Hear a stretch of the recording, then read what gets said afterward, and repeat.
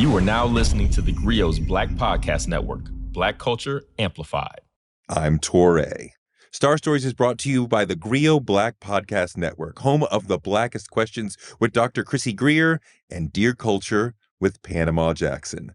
This episode of Star Stories is about Suge Knight.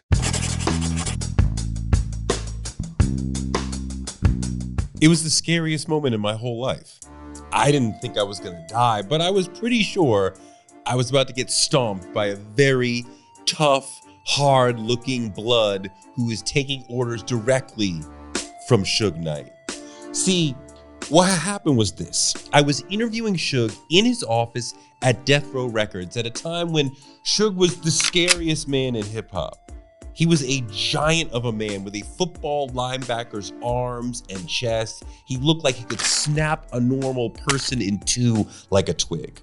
And talk about a bull in a china shop. Back then, Suge was a gangbanger running through the music business, doing whatever he wanted to whoever he wanted to. Had he put a gun to someone's head and said either your brains or your signature will be on that contract? Maybe. Did he hold some artist upside down out a window to convince him of something? Maybe. Had he run up into a famous record label's office and roughed up the president and stolen his pants? Maybe. All of that and more were in the wind in the music industry at that time. If you heard music business gossip, you heard rumors about Suge that made him seem like the toughest, wildest guy the industry had ever seen. Once, when I told a prominent executive that I wanted to interview Suge, he said, don't do that. Leave him be. It's too dangerous. But I'm not the type of journalist who listens to that sort of advice. I go where I'm told not to go. I ask questions that others are too afraid to ask. This happens because I'll be deep into the interview and a question will appear in my mind, a tough question. And if there's any fear inside of me about asking that question, a little devil will appear on my shoulder and he will say, "What's the matter? Why are you scared to ask? What's the matter with you? What's he gonna do? Beat you up? Why are you being such a wimp?" Oh, my inner voice can be harsh, but with all that goading going on, I can't ignore that voice. So I ask questions I shouldn't ask. I asked one rapper who was then quite large, gigantic biceps, about him doing steroids. See, we had done an interview years before where I'd asked him about doing steroids, and he said no. Months later, there was a story in the New York Times about him doing steroids. So he'd lied to me. But there's nothing wrong with doing steroids if you're not a professional athlete and you're not a teenager. There was nothing wrong with him taking steroids. So why wouldn't he just admit it to me? I was afraid to ask him that. So many butterflies. But then the devil came up on my shoulder. "What's the matter? Why are you being such a wimp?" So I asked, "Why aren't you open about doing steroids? There's nothing wrong with you doing steroids." I stopped my question. He took a long pause. The silence was deafening. He sucked in a long, deep, annoyed breath and said, "Rappers say you're an asshole." What? I just say you asked fucked up questions. So that happened. But you see how I get this voice that tells me to ask the damn question, you wimp, and I do, and sometimes it gets me in trouble. And this is a story about the time that stuff got me in really bad trouble.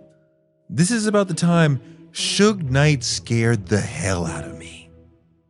I mean, I was in Suge Knight's office past midnight. No one knew I was there. I had no cell phone because this was the mid-90s, and I was refusing to listen to my fear, and it almost got me fucked up. Let me go back a step. I was in LA doing a story on Dick Griffey, a record executive who was like Suge before Suge.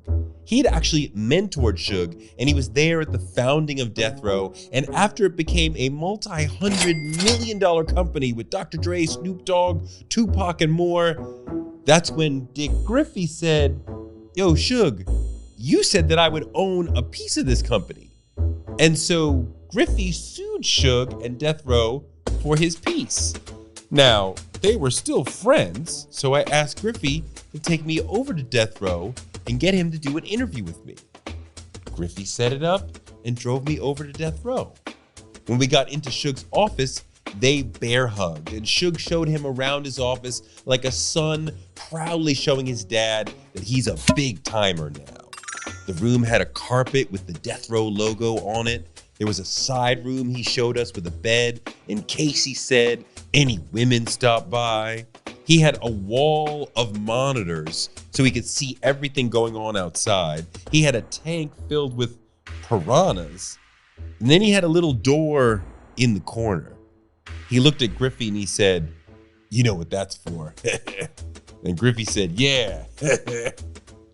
I did not know what was back there. What was so funny? Seemed like something only tough guys knew, and me not knowing made me nervous. So Griffey left, and I was alone with Suge in his office. And for 40 minutes, we talked about Griffey and what he had taught Suge and the founding days of Death Row. I could feel my time coming to an end, and I wanted to ask Suge about the lawsuit. But I was scared. What would he say? Was that wrong to ask about? Here comes the devil. What's the matter? Are you scared? I can't back down now. So I say to Suge Knight, with my own mouth, in English, "So what's up with the lawsuit?" He paused and looked off and said, "What lawsuit? Like I have no idea what you're talking about." I said, "The lawsuit with Dick Griffey. You know what I'm talking about."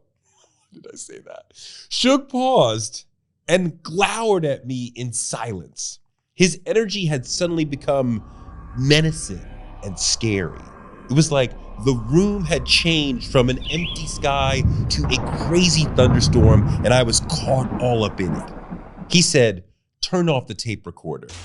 And he said it in a really low and menacing voice. I did, and now I was getting really scared. I scooped it up and stood to leave. He said, "Where are you going?" "Sit back down." And I didn't really see anything else I could do. I wasn't going to try to run out of his office. So I sat, which marked a new chapter in our evening, because then Suge stood in the doorframe while I sat shivering. He yelled to someone out of sight to come here. Suddenly, in the doorframe, was a young, tough, muscled blood who was glaring right at me. He looked like he had just gotten off the block 5 minutes ago, and he had an epic screw face that was scaring me to my soul, and he was just waiting for Suge's okay to move in and pummel me. I honestly didn't know what he was gonna do, but I knew that I would not have any answer.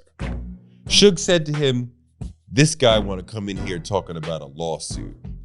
The kid made a fist and ground it into his palm in rage.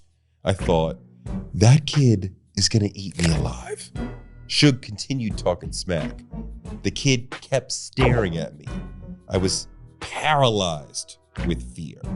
I thought I was going to be attacked by one of the fiercest men I had ever encountered. I thought, okay, if I leave here with just one broken bone, then I can accept that, which is completely insane, but that's where I was. But then Suge dismissed the guy. Now I was alone with him. He walked over toward me, and I was sure he was about to punch me, and it would be like being in a car crash where you feel the other car hit your body. But he just stood over me and said, "Stand up." I didn't want to, but I didn't really see I had a choice. When I stood, he put his tree trunk of an arm around my shoulders and dug his huge fingers into me. He walked toward the piranha tank and toward the door that I didn't know what it was for. But I could feel his fingers digging into me so much that he was practically dragging me across the room. I was like, wait. Totally freaked out. Totally thinking, maybe he's gonna, I don't know.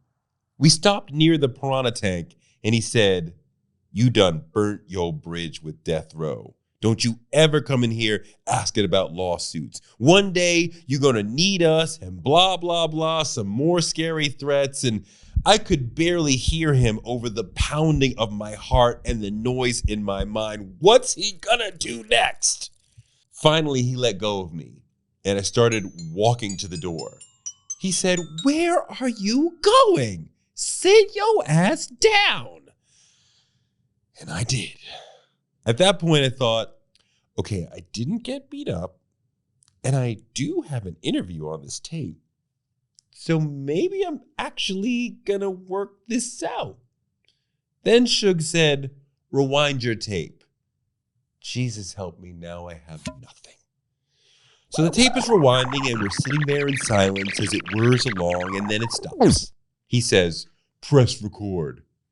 Now I'm erasing our interview. I can't. But then as the re-record starts happening, he on his own answered the first question I had asked him about an hour earlier. And he gave the exact same answer he'd had the first time. Then, without me saying anything, he went into the second question I had asked. And then the third. I wasn't saying anything because my ability to speak English was gone then, thanks to the massive amount of stress and fear I was feeling, but Suge was fine. He remembered all of my questions and all of his answers and ran them down in order for 40 minutes, a stunning display of memory and recall. All by himself and without prompting, he repeated the entire interview that we had done until the point where I had asked him about the lawsuit. And when he got to that point, he said, "Okay, you got your interview. Now get out of here." Practically ran out of there, walking rapidly out of his office and straight out the front door, jumped right into Dick Griffey's car. Now that was a situation where I fucked around and found out. And most people who find out walk away chastened. They learn and they change. But not me. I still get in interviews and get the devil on my shoulder going, "What's the matter? Why are you scared? Are you afraid to ask?" So I'm still not afraid to ask anyone anything. Even though I came within an inch of the beating of my life, I'm still out here asking whatever I feel needs to be asked. Maybe I'm courageous, maybe I'm dumb. Or maybe I just know that when I was with Suge, I went there and I almost got stomped. But when I look back on that moment, I don't focus on the word stomped. I focus on the word almost. Star Stories is brought to you by TheGrio Black Podcast Network, home of TheGrio Daily with Michael Harriot and Writing Black with Maisha Kai. If you like this episode of Star Stories, check out the one about Prince. Remember to rate and review It Matters. I'm Touré. Check out my music documentary, Being Black, the 80s. Take a ride through the 80s with the songs that tell the story of what Black people were going through.